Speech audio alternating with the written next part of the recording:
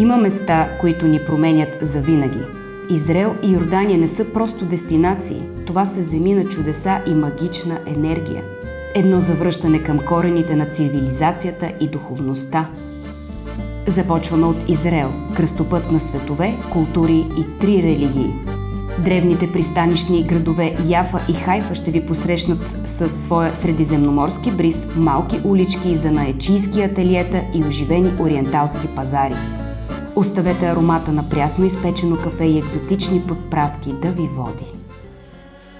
В тайните подземни тунели на Акра все още пулсира ехото от стъпките на рицарите кръстоносци.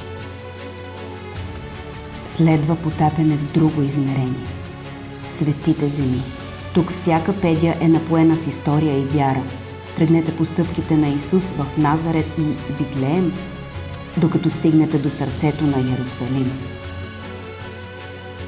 На Божи гроб тишината говори по-силно от думите. Запалете свещи, които ще отнесете от дома си като частица благодат.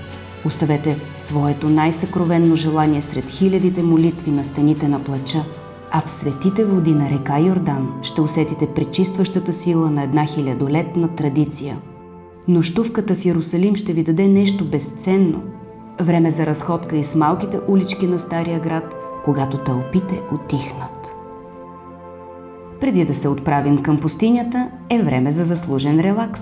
Знаете ли, че Мъртво море е най-ниската точка на планетата и е 9 пъти по-солено от океана? Тук времето спира, а гравитацията губи силата си. Намажете тялото си с лечебна кал и поплувайте във водата без усилие. Това е вашият спа момент под галещото слънце. И след като хоризонтът се променя, добре дошли в мистичната Йордания.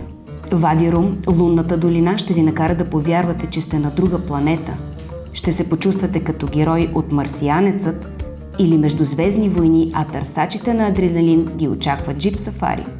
Но истинската магия идва с нощта. Нощувка в пустинен кемп, споделена бедуинска вечеря и небе обсипано с безброй ярки звезди. Запазихме най-голямата тайна за накрая – Петра.